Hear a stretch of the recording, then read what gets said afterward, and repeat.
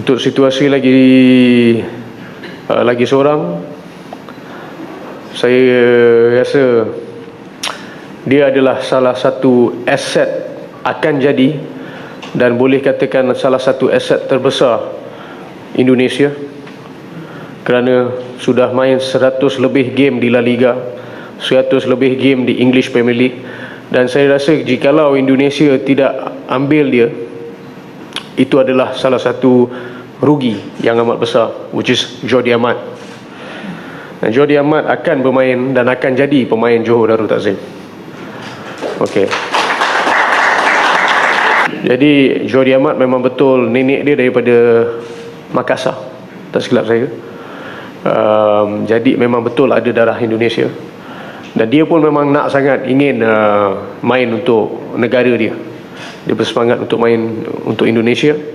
Dan juga benda itu juga saya nampak sebagai satu peluang untuk JDT dapatkan pemain Spanish yang begitu berpengalaman, quality, dan untuk main dalam pasukan kita.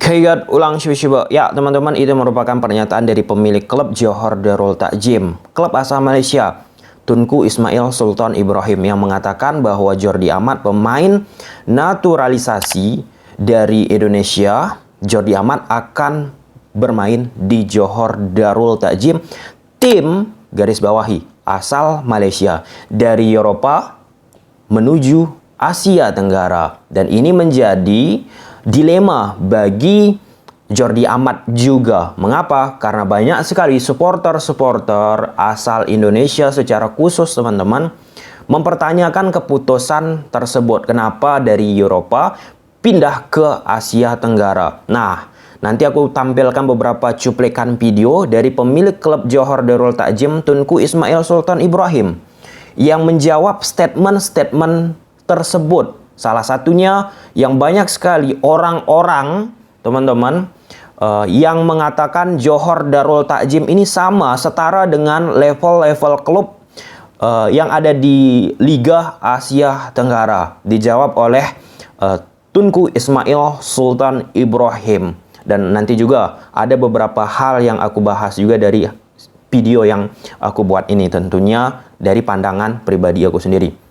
Jadi sebelum kita masuk ke statement-statement Tunku Ismail Sultan Ibrahim, banyak sekali ya poin-poin yang disampaikannya, mulai dari bermain JDT ataupun GDT di malam hari, selalu jam 9 ataupun malam hari lah secara overall, dipertanyakan kepada Tunku Ismail Sultan Ibrahim. Jawabannya juga mindset pemikirannya aku apresiasi. Kemudian ada investasi 8 miliar euro selama 3 tahun dalam waktu dekat berlabuh ke JDT. Ini gila sih.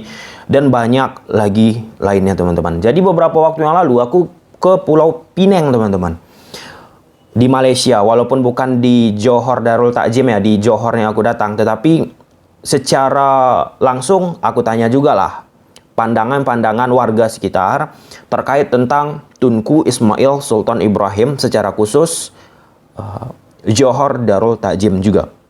Nah, mengapa pertanyaan aku itu muncul? Karena pada saat aku bertemu dengan warga-warga yang di Pulau Pinang, mereka melihat cara berbicara aku. Mereka mengatakan, kamu dari Indonesia? Ya, saya dari Indonesia. Wah, kamu kenal sama Jackson Eptiago? Ya, memang secara de facto, teman-teman, aku memiliki hubungan yang cukup baik ya sama Coach Jackson Eptiago.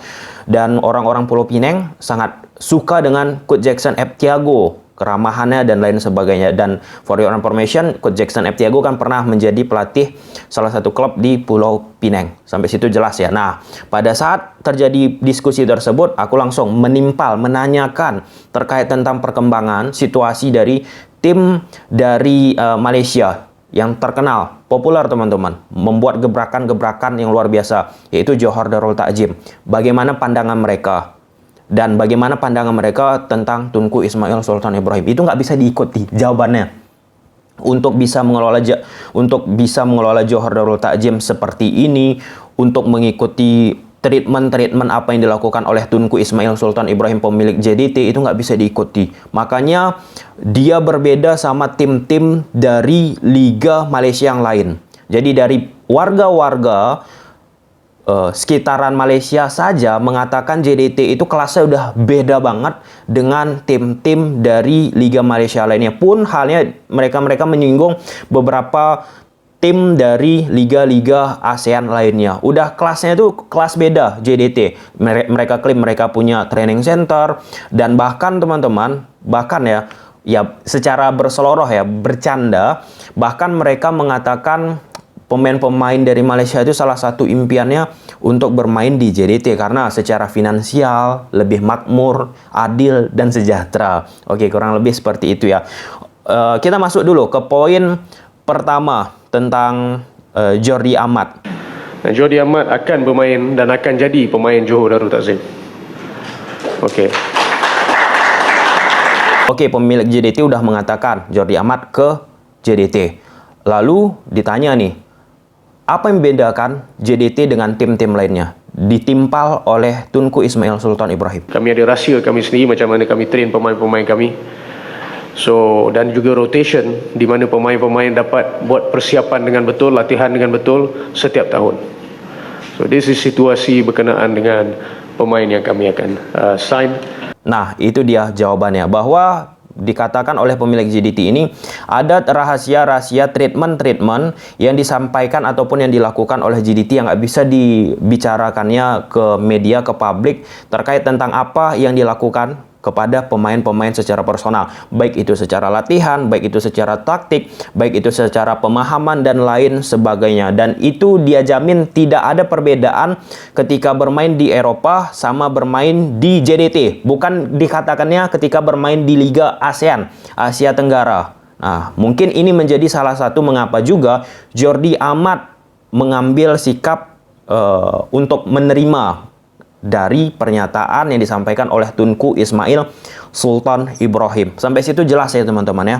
Dan ini juga menjadi jawaban atas pertanyaan terkait salah satu pemain naturalisasi dari Timnas Malaysia, yaitu Dion Coles. Jadi situasi dia dia nak main di sini dan kalau boleh nak sign this transfer window, tetapi oleh kerana saya cakap itu adalah susah sikit untuk klub kerana berkenaan dengan bajet dan kita terpaksa bayar pampasan kepada klub tersebut kerana dia masih ada kontrak di sana. Saya cakap saya boleh sign dia, tetapi saya akan sign dia kemungkinan hujung tahun ataupun untuk tahun depan.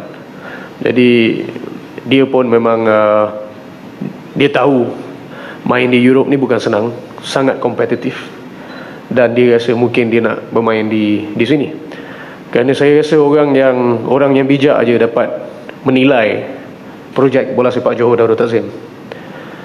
Ramai juga penyokong-penyokong Malaysia, majoriti bukan penyokong Johor, yang selalu mengatakan, oh pemain harus main di luar. Baru-baru ni Malaysia dapat qualified for Asian Games. Guna 15 pemain JDT, seorang pun tak main luar negara. So, saya tak nampak main di mana ada masalah. Yang serupa juga, supporter-supporter asal Malaysia memprotes kenapa Dion Coles itu datang dari Eropa ke Malaysia. Nah, mengapa supporter-supporter dari Malaysia memprotes? Ternyata setelah aku ulik-ulik teman-teman, bahwa Dion Coles sempat dibicarakan oleh Tunku Ismail Sultan Ibrahim beberapa waktu yang lalu. Dion Coles ini akan bermain di JDT kalau usianya 30 tahun. Nah, sekarang kan usianya 26 tahun. Tentunya masih muda banget, udah dibawa ke Liga ASEAN. Nah, itu menjadi protesnya. Kenapa statement tersebut tidak ditepati dalam tanda petik. Itu diklaim oleh beberapa oknum supporter dari JDT ya teman-teman. Nah, sedangkan untuk case Jordi Amat, umurnya udah 30 tahun. Nah, jadi sederhana teman-teman ya. Sultan Ibrahim ini akan membawa pemain, lumrahnya, keinginannya, dia juga mau pemain-pemain naturalisasi ini untuk bermain di Eropa sana. Kalau misalnya umur 30, nggak salah dibawa lagi ke Liga ASEAN. Kalau misalnya umur-umur produktif, kami pun mendukung untuk bermain di Eropa. Nah, sedangkan untuk kasus Dion Coles, banyak juga yang tanya ke aku, dia ini tidak memiliki menit bermain di timnya saat ini. Pun halnya, Tunku Ismail Sultan Ibrahim juga mengatakan enggak, dia beli sekarang. Karena uang budget dari JDT juga harus presisi untuk mengeluarkannya, paling di akhir tahun ini atau di tahun depan. Itu menjawab sih semuanya, tapi keinginan dari JDT udah ada. Nah, menjadi apa juga ya, menjadi bargaining pointnya bahwa Sultan Ibrahim ini mengatakan Dion Kos tidak memiliki banyak waktu bermain di sana. Jadi salah satu inisiatif yang diambil pemilik JDT ini ya membeli agar pemain tersebut memiliki menit bermain walaupun di Liga ASEAN. Nah, Liga ASEAN ini yang merekrutkan JDT. Dia klaim lagi JDT ini berbeda dengan tim-tim lainnya dari sisi treatment. Kemudian kita berpindah teman-teman terkait tentang pemilik JDT yang menjawab apakah dia sempat protes ketika JDT sering bermain di malam hari. Nah, di situ dijawab oleh JDT dengan baik sekali. Kalau ikut hati saya suka game petang. Kalau ikut hati saya macam ACL pukul 5 ke 5.30 ataupun 6, kerana saya rasa macam saya kat Europe. Tetapi yalah, saya tahu kemudahan selalunya pukul 9. Tapi itu saya rasa because of ada TV punya rights, punya demand, yang MFL terpaksa mengambil inisiatif tersebut. Nah, itu jawabannya. Menurut aku pemikirannya udah pemikiran kelas Eropa. Dia mengerti hal tersebut, nggak memprotes karena itu terkait kembali dengan bisnis TV right. Dia menghargai tersebut. Inilah ya mindset ya. Mindset seperti ini jarang sih bisa ditemukan, dan dia juga terbuka terhadap apa yang ditanyakan. Oke, pertanyaan terakhir yang mungkin kita bahas yang cukup menarik, yaitu pesan dari JDT, pesan dari Tunku Ismail Sultan Ibrahim untuk supporter yang suka menghujat, membuli dan sejenisnya. Kerana apa yang terjadi di dalam setiap klub adalah keputusan pihak pengurusan sendiri. Jadi penyokong selalu salahkan pemain, salahkan player, semua pemain-pemain, ataupun salahkan jurulatih. Tetapi saya ada satu soalan, siapa yang melantik mereka semua? Pengurusan yang melantik. Kenapa penyokong tak kejar pengurusan masing-masing? So, simple. Benda ni cerita mudah. Nah, di situ sudah jelas teman-teman, nggak usah hujat pemain, nggak usah hujat pelatih, langsung aja ke pengurus yang melantik, ataupun yang mendatangi pemain ataupun pelatih, yaitu pengurus. Langsung berbicara ke pengurus agar efeknya itu ada. Kenapa? Karena kalau misal membuli pemain, pelatih, secara mentality dikatakan beliau secara overall teman-teman akan mempengaruhi yang efeknya ke klub. Ketika efeknya ke klub, penampilan nggak baik. Ketika penampilan nggak baik, hasil nggak bagus. Ketika hasil nggak bagus, ya nggak berprestasi. Sampai situ jelas ya teman-teman. Dan terakhir terkait tentang keputusan Jordi Amat. Ini dari pandangan aku ya teman-teman. Next time teman-teman, mungkin ada salah satu prasyarat yang harus diajukan antara PSSI ataupun Indonesia ketika mengajukan pemain-pemain naturalisasi tersebut. Aku bukan mengatakan JDT jelek, tetapi secara kompetitif lebih bagus di Eropa. Suka tidak suka teman-teman, harus membuat 1-3 tahun setelah naturalisasi tetap bermain di Eropa. Itu menurut aku ya teman-teman. Menurut aku. Dan Sultan Ibrahim ini juga mengatakan Eropa itu lebih kompetitif. Nah, ketika Jordi Amat tetap bermain di Eropa ataupun pemain-pemain naturalisasi nantinya tetap bermain di Eropa, ya jiwa-jiwa kompetitif itu, pengalaman-pengalaman itu bisa mereka tularkan ke pemain-pemain timnas Indonesia sekarang, atau pemain-pemain muda timnas Indonesia sekarang. Itu yang paling penting teman-teman. Suka tidak suka juga ketika Jordi Amat datang ke Liga ASEAN, Liga Asia Tenggara teman-teman, dia pasti akan mengikuti atmosfer yang berbeda. Dari sisi kompetitif tentu tidak ada. Dan ya perlahan-lahan grade-nya yang sudah mungkin jika dia bermain di Eropa 100, perlahan-lahan 90, 80, 70 dan seterusnya teman-teman. Tetapi inilah dia keputusannya. Kita nggak tahu ke depannya bagaimana, ataupun ada langkah-langkah dari pemerintah ataupun PSSI untuk menahan paspor dari Jordi Amat untuk tidak jadi dinaturalisasikan, kita nggak tahu. Tetapi in the case teman-teman, Tunku Ismail sudah mengatakan bahwa rugi Indonesia tidak menaturalisasi Jordi Amat. Ini sebenarnya sebagai gertakan juga sih menurut aku, karena mereka juga sedang menunggu ya terkait tentang Jordi Amat ini. terkait tentang paspornya. Oke lah, sampai sini aja teman-teman videonya. Tetap mendukung sepak bola Indonesia. Kalau suka kalian video ini udah tahu apa harus kalian lakukan. See you di next video, bye.